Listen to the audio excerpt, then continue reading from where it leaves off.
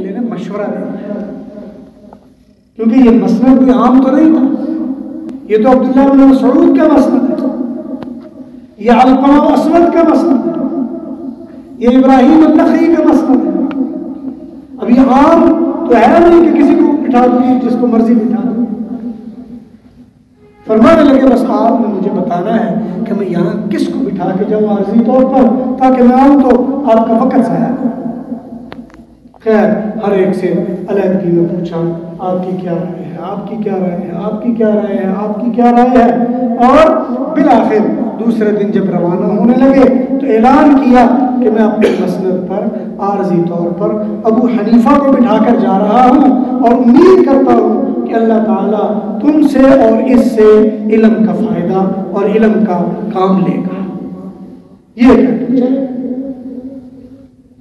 مورخین لکھتے ہیں امام ابو حنیفہ نے جو پہلا کام اپنے ساتھیوں کے لیے کیا وہ یہ کیا کہ ایک چھوٹا سا رسالہ لکھا،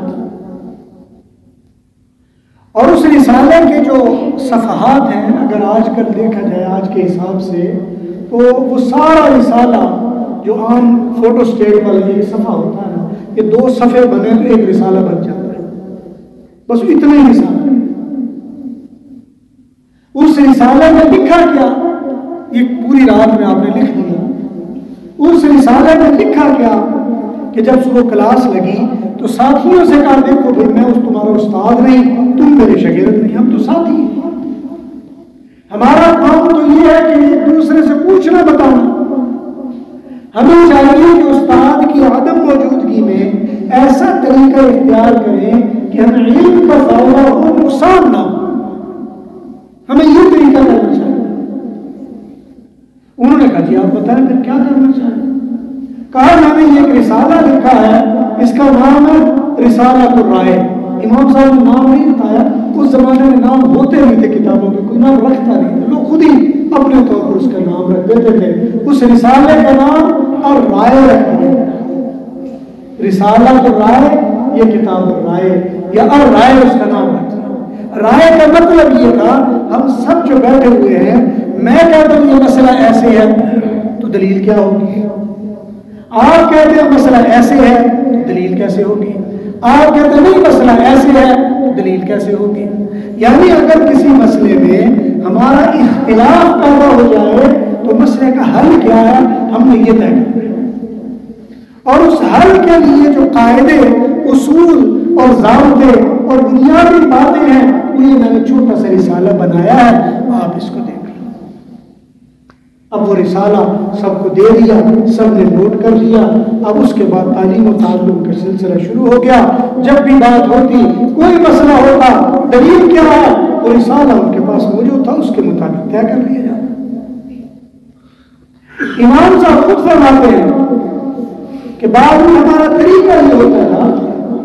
کہ رسالہ تو میں نے ان کو دے دیا، اور وہ میں نے اپنی ایک کتاب ہے جو جس کا تعارف مولانا نے کروایا، 20 ابی حنیفہ، لیکن عربی میں میں نے مرتب کی ہے الاحادیات النعمان کے نام سے۔ امام ابو حنیفہ نے جو خود صحابہ سے حدیث سنی وہ رسالہ، اس کے مقدمے میں میں نے وہ سارا وہ جمع کیا، وہ رسالہ وہ تقریباً 2 فصلیں بنی ہیں، لیکن چونکہ چھوٹا بڑا اگر صفحہ بنا ہے تو 2 صفحے بڑی مشکل ہوتی ہے، جو آپ کے اصول ہیں وہ اس میں آ گئے۔ اب ہوتا کیا تھا، امام ابو حنیفہ نے رسالہ لکھا تو لوگوں کو دے دیا، اپنے پاس ایک کتاب بنا لی۔ جب بھی مسئلہ پیش آتا اب ہر بندہ اپنے دائرے کا، ادھر سے وہ بتاتا، ادھر سے وہ بتاتا، ادھر سے وہ بتاتا، ادھر سے یہ بتاتے، پھر اس پر بحث ہوتی، پھر دلیل بنتی، پھر نتیجہ نکلتا، اور جو نتیجہ نکلتا اسے لکھ لیا جاتا۔ امام ابو حنیفہ فرماتے ہیں کہ روزانہ ایک دو مسئلے ہم لکھتے اور وہ اسے طے کر لیتے۔ 2 مہینے ہمارے استاد نہیں رہے، 2 مہینے کے بعد جب آئے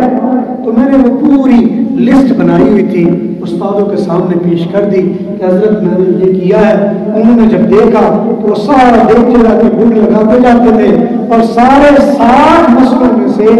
12 مسئلوں کے بارے میں انہوں نے کہا کہ یہ دوبارہ ان پر نظر کرنی چاہیے، باقی تمہارے مسئلے ٹھیک ہے۔ اب اس کے بعد اللہ کا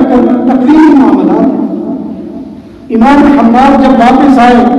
زیادہ دیر نہیں گزری، کچھ مہینے گزرے، وہ اللہ کو پیارے ہو گئے۔ جب اللہ کو پیارے ہو گئے، شاگرد نیک سیرت تھے، انہوں نے سوچا اور سمجھا کہ استاد نے ہمارے لیے یہ طریقہ بتا دیا تھا کہ میں نہیں ہوں تو میرے بعد یہ ہوگا، لہٰذا امام ابو حنیفہ کو ادھر بٹھا دیا۔ اب یہ پہلی بار ہے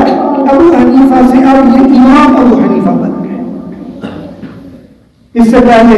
امام ابو حنیفہ نہیں، اس سے پہلے صرف ابو حنیفہ۔ اور آج میں اس مسئلے پر بیٹھنے سے پہلے تقریباً 25 کے قریب یا 23 کے قریب صحابہ کرام کی زیارت کی ہے، اس لیے کہ آپ کی جو آخری صحابی اس دنیا سے رخصت ہوئے ہیں وہ 120 ہجری میں رخصت ہوئے ہیں، اور امام ابو حنیفہ کی ولادت 80 ہجری ہے۔ اب آپ بتائیں 80 سے 120 40 سال، 40 سال جس بندے کی عمر ہو آپ اس کو کہیں گے یہ بچہ ہے کہ بڑا ہے؟ اور 40 سال میں آپ نے کئی حج کیے، اور حج میں صحابہ کرام تشریف لاتے آپ نے زیارتیں کی، آپ نے صحابہ کرام سے حدیثیں سنی ہیں، صحابہ کرام سے مسئلے پوچھے، ہر چیز صحابہ کرام سے آپ کے یہاں پہنچی ہے ایک واسطے سے۔ براہ راست صحابہ کرام کو دیکھا، جو آپ کے استاد امام حماد ہیں انہوں نے بھی دیکھا،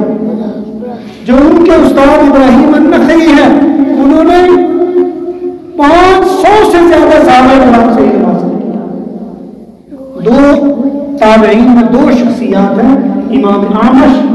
امام ابراہیم، جنہوں نے 500 سے زیادہ صحابہ کرام سے علم حاصل کیا، اور یہ بڑے درجے کے صحابہ ہیں کہ صحابہ اپنی موجودگی میں اپنے ساتھی کو کہا کرتے تھے مسئلہ پوچھنا ہے ابراہیم سے پوچھ لو، صحابہ کرام کا۔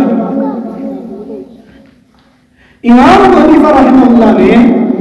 اپنی زندگی میں 23 سے 25 صحابہ کرام کی زیارت کی۔ اسی طرح آپ نے 8 صحابہ کرام سے خود حدیث سنی، اور ان میں سب سے بڑا نام انس بن مالک رضی اللہ تعالیٰ۔ آپ ان سے مسئلے پوچھتے تھے، ان سے معلومات لیتے تھے، صحابہ کرام کی مجلس میں بیٹھتے تھے۔ امام ابو حنیفہ حدیث میں وقت کے امام ہیں۔ کسی نے آپ سے پوچھا کہ حضرت آپ کی چونکہ محدثین کا طریقہ جیسے میں بتا رہے تھے کہ سند اونچی ہو تو محدثین کا طریقہ ہوتا ہے، تو امام ابو حنیفہ کا جو سند میں طریقہ بہت اونچا ہے، صحابہ کرام سے سنا، اور سب سے مشہور حدیث جس کو سلسلۃ الذہب کہتے ہیں، ابو حنیفہ عن نافع عن ابن عمر رضی اللہ تعالیٰ، یعنی 2 واسطوں سے سیدھے ساتھ حضور صلی اللہ علیہ وسلم سے۔ کسی نے کہا کہ حضرت آپ کی جو سب سے اعلیٰ سند ہے وہ کون سی ہے؟ اب کسی کے ذہن میں آیا ہوگا بھئی وہ کہیں گے کہ میری فلاں سند ہے، فرمایا میری سب سے اعلیٰ سند ہے حماد عن ابراہیم عن اسود وعلقمہ عن ابن مسعود عن رسول اللہ صلی اللہ علیہ وسلم، 5 واسطے۔ سوال کرنے والے نے کہا حضرت اتنے واسطے آپ نے خود صحابہ کو دیکھا، صحابہ سے حدیث سنی ہے، آپ نے اتنا لمبا کر دیا، لوگ تو چاہتے ہیں چھوٹا ہو جائے، آپ نے لمبا کر دیا۔